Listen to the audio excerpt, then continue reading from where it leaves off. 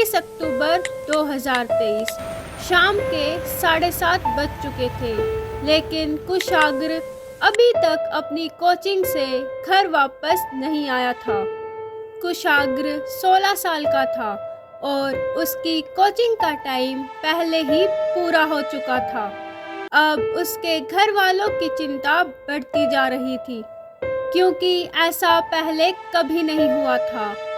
अब कुशाग्र की माँ अपने हस्बैंड को कॉल करती है और कुशाग्र के पिता उन्हें चिंता ना करने के लिए कहते हैं।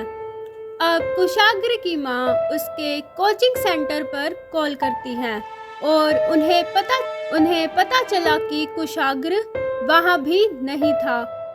तो यहाँ सबसे बड़ा सवाल ये था कि आखिर 16 साल का कुशाग्र आखिर कहाँ गायब हो गया था। कुछ टाइम बाद कुशाग्र की माँ को बालकनी में पड़ा हुआ एक लेटर मिलता है, जिसमें लिखा हुआ था एक ऐसा सच जो सिर्फ कुशाग्र की माँ के ही नहीं बल्कि आप सबके भी रोंगटे खड़े कर देगा।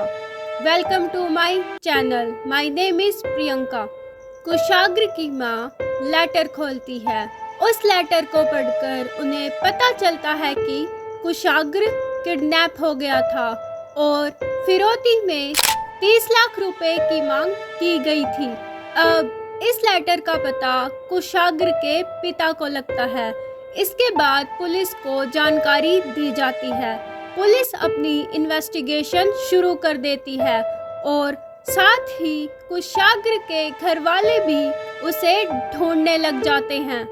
अब पुलिस उस सोसाइटी के सिक्योरिटी गार्ड से पूछताछ करती है, जिसमें उन्हें पता चलता है कि वहां पर एक शख्स रुमाल बांधे हुए स्कूटी पर आया था। उस शख्स ने गार्ड को वो लेटर मनीष कनोडिया को देने को कहा, लेकिन जब गार्ड को कुछ अजीब लगा तो गार्ड ने कहा कि तुम अपना रुमाल उतार दो, उस लेटर को खुद मनीष कनोडिया को देकर आओ। जब वो शख्स लेटर को देने के लिए ऊपर जाता है, तब गार्ड बड़ी ही सूझबूझ से गार्ड उस स्कूटी को चेक करने लगता है, जिसमें वो उस स्कूटी का नंबर नोट कर लेता है। जब पुलिस ने इस स्कूटी का पता लगाया तो उन्हें पता चला कि ये स्कूटी किसी और की नहीं बल्कि रचिता वत्स की थी, जो कोई और नहीं बल्कि कुशाग्र की ट्यूशन टीचर थी। ये नाम सामने आते ही पुलिस ने इस मामले की छानबीन खूब सावधानी से करनी शुरू कर दी थी, क्योंकि ये केस बड़ा ही पेचीदा था और पुलिस को अपना हर कदम बड़ी सावधानी से रखना था। पुलिस की एक छोटी सी गलती की वजह से कुशाग्र की जान तक जा सकती थी और इस मामले में रचिता का इन्वॉल्वमेंट जानने के लिए कुशाग्र के घर वाले रचिता के घर जाते हैं और वो उससे उसकी स्कूटी के बारे में पूछते हैं।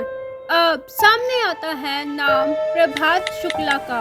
कुशाग्र के रिलेटिव्स रचिता पर दबाव बनाते हैं और वो रचिता को प्रभात शुक्ला के घर उन्हें लेकर जाने के लिए कहते हैं। यहाँ प्रभात शुक्ला को शक ना हो, उसके लिए कुशाग्र के रिलेटिव उसे कुशाग्र को ढूंढने के लिए उनकी मदद करने को कहते हैं। कुशाग्र के चाचा उसे स्कूटी पर बिठाकर नजदीक के पुलिस स्टेशन में ले जाते हैं। इस तरफ पुलिस भी कुशाग्र को ढूंढने में लगी थी और उन्हें सीसीटीवी में एक लड़का रुमाल बांधे स्कूटी पर जाता हुआ दिखाई देता है। यहाँ कुशाग्र भी उसकी कोचिंग से बाहर निकलते हुए दिखाई देता है और पुलिस ने जब सीसीटीवी को खंगाला तो उन्हें एक इंसान कुशाग्र से लिफ्ट मांगते हुए दिखाई देता है। वो इंसान कुशाग्र को उसके घर से दूसरी तरफ लेकर जाता है। यहाँ पर कुशाग्र के रिलेटिव्स ने बड़ी ही चालाकी के साथ रचिता और प्रभात को पुलिस के हवाले कर दिया था। पुलिस की पूछताछ में रचिता टूट जाती है और फिर सामने आता है इस पूरी कहानी का एक घिनौना सच। रचिता के सच बताते ही अब प्रभात भी पूरा सच पुलिस को बताने लगता है, जिसमें वो अपने एक दोस्त आर्यन गुप्ता का नाम भी लेता है। आर्यन ही लेटर लेकर कुशाग्र के घर गया था, लेकिन अभी भी सबसे बड़ा सवाल यही था कि आखिर कुशाग्र है कहाँ। प्रभात अब पुलिस को उसके घर लेकर जाता है, जहाँ पर एक स्टोर रूम में कुशाग्र की डेड बॉडी पड़ी हुई थी। कुशाग्र का मर्डर गला घोटकर किया गया था, लेकिन कुछ टाइम पहले ही तो उसकी फिरौती का खत कुशाग्र के पेरेंट्स को मिला था। तो आखिर कुशाग्र का मर्डर क्यों हुआ? कुशाग्र की फैमिली वेल टू डू थी। उसके पापा का टेक्सटाइल का बिजनेस था और रचिता का बॉयफ्रेंड प्रभात उनकी रिचनेस देखकर कुशाग्र को किडनैप करके उनसे फिरौती मांगने के बारे में सोचता है और वो इस प्लान में रचिता को भी शामिल कर लेता है, क्योंकि रचिता और प्रभात एक दूसरे से प्यार करते थे और वो इस पैसे का यूज अपनी लाइफ को सेट करने के लिए करना चाहते थे। वैसे तो उन दोनों का प्लान सिर्फ किडनैप करके फिरौती मांगने का था, लेकिन फिर भी उन दोनों ने 16 साल के कुशाग्र का मर्डर कर दिया था। वैसे भी जो किडनैपर सिर्फ पैसे चाहते हैं वो कभी भी अपनी आइडेंटिटी रिवील नहीं होने देते। लेकिन इस क्राइम स्टोरी का सबसे दर्दनाक पहलू